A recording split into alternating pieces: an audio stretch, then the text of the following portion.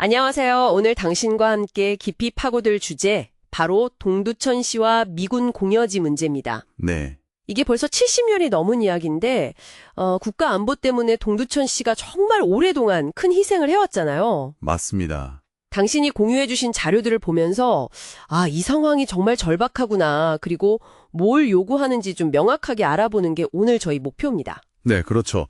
자료들을 쭉 살펴보니까 정말 국가안보라는 그 명분 아래에서 한 지역이 얼마나 특별한 부담을 져야 했는지 그게 느껴지더라고요. 네. 특히 현재 겪고 있는 경제적, 사회적 어려움, 그리고 다른 지역과의 형평성 문제, 이런 것들을 좀 다각도로 봐야 할 것 같습니다. 맞아요.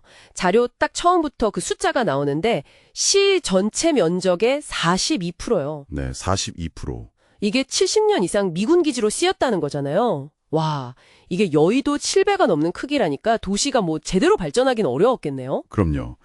단순히 땅이 넓다는 걸 넘어서 그 오랜 시간 동안 도시의 심장부 같은 땅이 그냥 묶여 있었던 거니까요. 특히 주신 자료들 보면 지금도 캠프 KC나 호비 같은 핵심 기지들이 있잖아요. 네네. 그게 전국에 아직 반환 안 된 미군 공여지의 거의 한 70%, 그 정도가 동두천에 몰려 있다는 거예요. 70%나요? 아직도요? 네. 그리고 돌려받은 땅들도 대부분 뭐랄까 개발이 좀 어려운 산지 같은 곳들이 많고요. 그러니까 핵심 지역은 아직도 미군이 쓰고 있다는 거군요. 그럼 뭐 경제적 타격은 당연히 클 수밖에 없겠네요. 바로 그겁니다. 자료에서도 나오지만 이렇게 땅이 오랫동안 묶여 있으니까 도시 발전이 뭐랄까 근본적으로 막힌 거죠. 네. 그래서 지금 동두천 보면 전국에서 실업률 거의 제일 높고 5.1%, 재정 자립도는 뭐 거의 꼴찌 수준이고요. 와, 심각하네요. 연간 경제적 손실 추정치도 보셨죠? 5천억 원이 넘는다고 하니까. 5천억. 네. 이게 국가 안보 때문에 동두천이 포기해야 했던 기회비용인 셈이죠. 이게 단순히 돈 문제만도 아닌 것 같아요. 자료 보면 사회적인 상처 이야기도 나오던데요. 기지촌이라는 특수성 때문에. 맞아요. 그 부분도 중요합니다. 뭐 소음이나 범죄 같은 직접적인 피해도 있었고 또 그 윤금이 사건 같은 정말 비극적인 역사적 상처도 있죠. 네. 그런 사건들이 당시 지역사회가 얼마나 취약한 환경에 놓여 있었는지를 좀 상징적으로 보여주는 거고요. 이런 고통들이 계속 쌓여온 거죠. 그러니까요. 이런 상황이니까 박형덕 시장님이 70년 희생, 더는 못 참는다. 이렇게 강하게 말씀하시는 게 이해가 되네요. 네. 핵심 요구가 평택 수준의 보상, 이걸로 보이는데 이게 안 되면 희망이 분노로 바뀔 거다. 뭐 이런 경고까지 하시면서 시위도 하고 계시고요. 네. 바로 그 평택과의 비교가 이 문제의 핵심을 딱 짚어주는 것 같아요.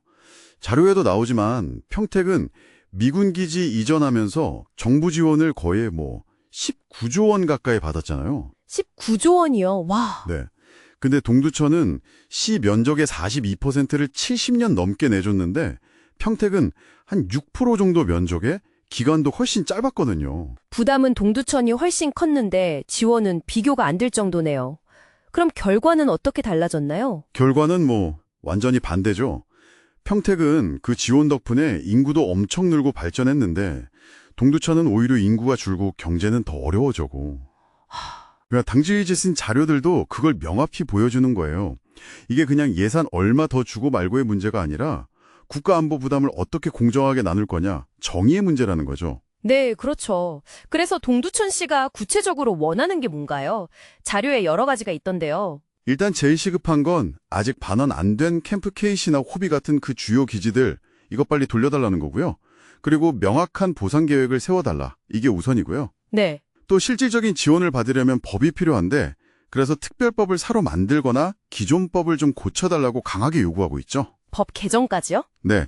그리고 상패동에 국가산업단지 만들어주기로 한 약속 지켜라. 국가가 주도해서 개발해달라. 더 나아가서는 쿡방 AI 센터 같은 미래 먹거리 사업 유치 얘기도 하고 있고요. 정부 반응은 좀 어떤가요? 대통령이 특별한 희생엔 특별한 보상, 이런 원칙도 언급했던 것 같은데요. 네, 그 언급이 있고 나서 관련 부처 회의도 열리고 하면서 약간 좀 긍정적인 분위기가 있긴 했어요. 근데요. 근데 최근에 정부가 미군 기지 5곳 돌려준다고 발표했는데 거기에 또 동두천은 빠졌어요. 또 빠졌군요. 네. 그리고 약속했던 그 상패동 산업단지 이것도 진척이 별로 없다는 비판이 나오면서 시에서는 오히려 불만이랑 불안감이 더 커지는 그런 상황입니다. 기대가 좀 실망으로 바뀌는 그런 느낌이네요.